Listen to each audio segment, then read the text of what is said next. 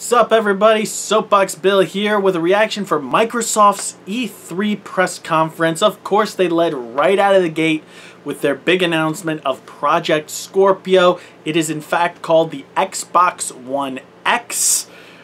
I think they should have just kept it as Xbox One. They could have called it Xbox One Scorpio or Xbox Scorpio, something to make it a little bit different. Just the One X just seems very weird, but then again, arbitrary things are arbitrary, and whatever. Now, I never buy a console based on the console itself. It's about the games and the support it has, but the tech specs on the One X does have me intrigued. Liquid cooling, which is a first for any console that's not basically a PC, but the liquid cooling, most powerful console on the market, it intrigues me and makes me think maybe I might get it when it comes out later this year in November. It has a similar price point to the PS4 and the Xbox One when they both came out. So, we'll see where that goes. The other big news for the Xbox One X is something that makes me more enthusiastic about it than the One or even the PS4 when it first came out, and that's the backwards compatibility. Not only is the One X going to be backwards compatible with 360 games, a library of some 350 right now, but they're also looking to make it backwards compatible with original classic Xbox games with graphical updates to make them look even better. Which not even PS4 is doing. Sony with well, we don't know yet because Sony's press conference hasn't gone up. They haven't done their press conference yet. But PS4 right now, sure, you can get some PS2 games and PS3 games on their digital marketplace, but you can't put in, say, the disc for Dark Cloud 2 into your PS4 and be able to play it. You have to purchase it and download it again from the store, which, considering how old some of those games are and how scratched up and rare the discs are, probably a little bit better. But back to Microsoft, the games. Now, one of the first games they showed off was something of a puzzle to me. Why was it there? And that's Assassin's Creed Origins. Now, I'm not a fan of the Assassin's Creed franchise. I never got into it. I generally don't really care. But it puzzled me because Ubisoft has a press conference of their own, and it's one of the last ones of the convention. It's tomorrow. It's the last one tomorrow if you don't count the Nintendo event, which is just a streamed event. It's not an actual press conference in LA at the convention. But so why they didn't hold on to that for their own press conference, but went ahead with it at so it was leading at Microsoft, just kind of puzzled me. But then again, oh, Ubisoft making bad decisions again, though can't tell if it's going to be a bad one or not.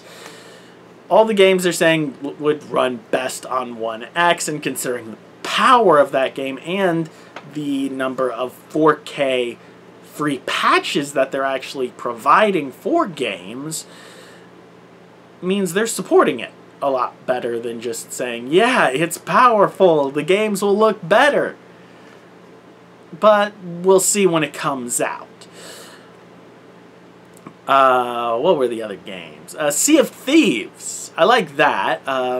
It was a very quirky, kind of funny game. You know, who doesn't want to be a pirate?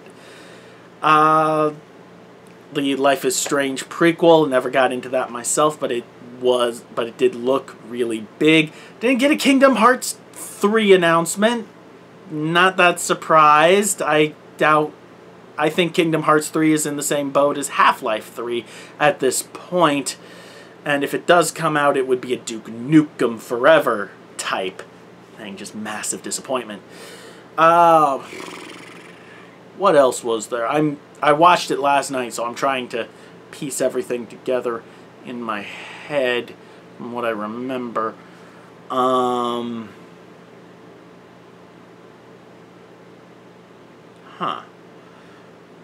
The big thing coming out of BioWare, Anthem, aka where all the facial modeling and face textures went from Mass Effect Andromeda. Some people are a little bit sour about that. It looks amazing, and it's BioWare's attempt at a Destiny-esque multiplayer shooter RPG. And it looks awesome. It looks like a BioWare RPG, just the pure textures of it and how it seems to play. And that's got me really excited, because I love BioWare and I'm kind of a sucker for them. Still haven't finished Andromeda myself. I just got too sucked into work, and I haven't even finished Zero Dawn, which came out a month before that. Dear Lord, I am behind. Oh, crud, I haven't even finished Inquisition all the way. Well, that's gonna be a thing. Well, there's that. What else came out of Microsoft today? Forza was their lead game that they went into right after revealing the One X. A game I don't care about. Sure, it looks pretty, but don't really care. They showed a lot of games, and that's why I'm having difficulty remembering all of them. But it was... I think Microsoft had a really strong showing this year with a new console release and the number of games that they've shown. It was a little unclear to me, at least, which games were just premiering on their stage. I know it had world premiere, but no definitive proof yet whether or not it's going to be on just the Xbox One or the One X. And the phrase launch exclusive was thrown around a lot, which is puzzling to me, because does that mean it'll be on One X or one of the Xbox things at its initial launch, and then a month later come out on PS4 and PC or Xbox One and Windows 10, and then it'll come out for later versions of PC? And that was the confusing bit to me. Anthem looked good. I'm excited about that.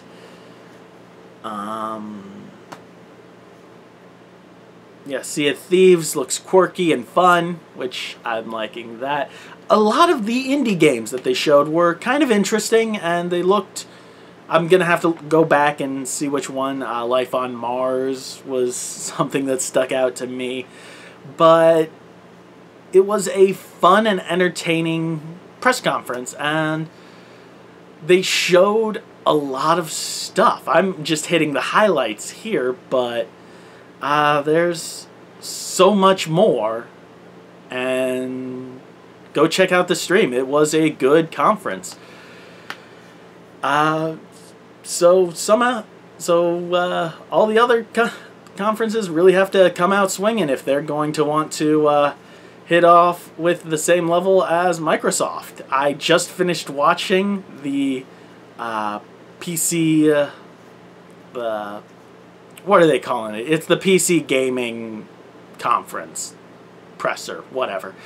And I will get, if you were following me on Twitter, you probably know my thoughts on that conference.